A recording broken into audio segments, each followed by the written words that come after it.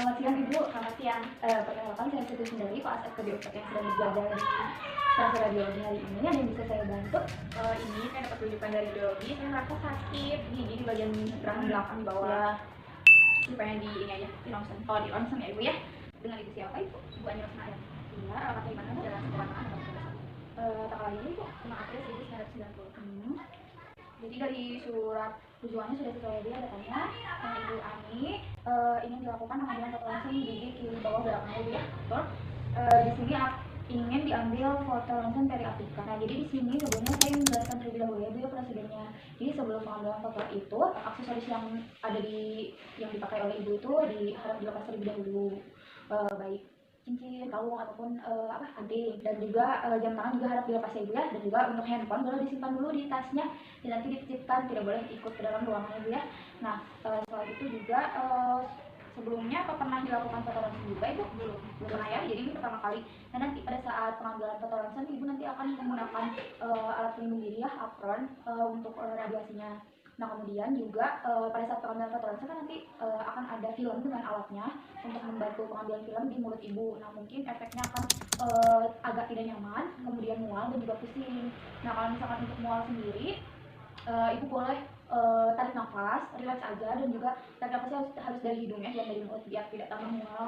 Nah, kemudian untuk risikonya sendiri biasanya kan ini baru pertama kali ya Ibu ya, untuk risiko atau komplikasinya sendiri biasanya ini pada orang dengan pengambilan foto ronsen yang frekuensinya sudah sering, itu biasanya dapat menyebabkan mulut kering Bu, dan juga bisa meningkatkan risiko kanker. Nah, tapi kan ini untuk frekuensi yang tinggi.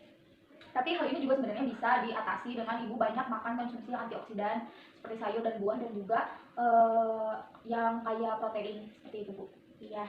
Nah, di sini ada inform consent sebagai persetujuan tindakan medis Bu. Jadi di sini menerangkan Ibu sudah menyetujui untuk dilakukan pengambilan foto ronsen periapikal. Persiapan operator, di mana pada sebelum era pandemi, operator perlu menyiapkan jas lab, kemudian masker dan handscoon. Dan tidak lupa untuk memperhatikan 5 momen cuci tangan dan 6 langkah dalam mencuci tangan sesuai petunjuk WHO.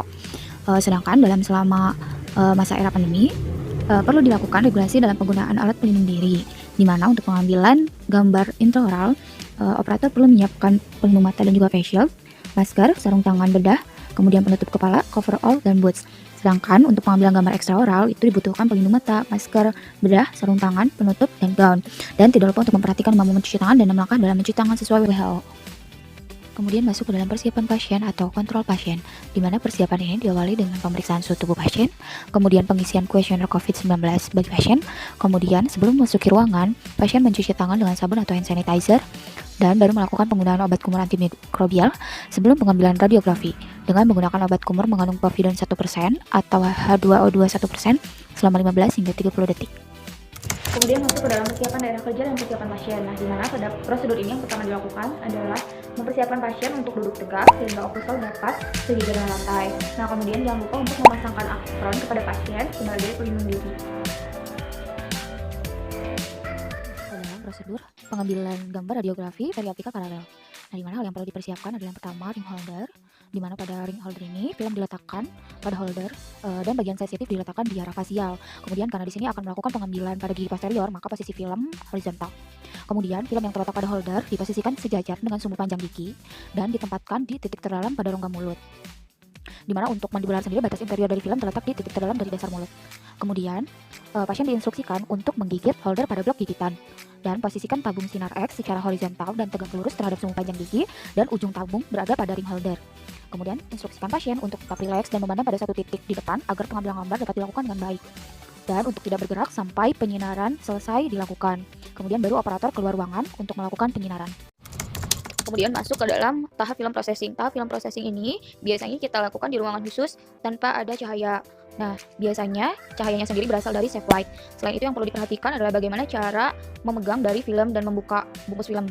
Nah, di mana pada saat membuka bungkus film, kita perlu berhati-hati.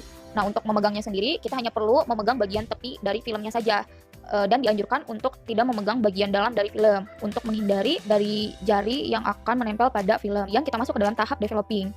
Tahap developing ini dia merupakan tahap di mana kita memasukkan film sambil menggoyang-goyangkannya ke dalam cairan developer. Nah, biasanya kita melakukan developing ini selama 5 hingga 10 detik sampai terbentuk bayangan putih di dalam film tersebut. Nah, setelah melakukan developing, kemudian kita melakukan rinsing, yakni bilas, di mana rinsing ini bertujuan untuk membersihkan sisa-sisa developer dan biasanya dilakukan pada air yang mengalir.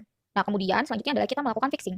Fixing ini adalah memasukkan film ke dalam larutan fixer sambil digoyang-goyangkan sampai terbentuk bayangan gigi dan jaringan sekitar. Biasanya untuk waktunya sendiri 2 kali waktu developing. Nah, setelah developing, maka kita melakukan washing. Washing ini merupakan tindakan di mana film dibersihkan dengan menggunakan air mengalir sampai bahan kimiawi yang sebelumnya kita gunakan menghilang dari film tersebut. Nah, setelah melakukan washing, baru kita melakukan drying. Drying ini adalah mengeringkan film dalam suhu ruangan menggunakan dryer.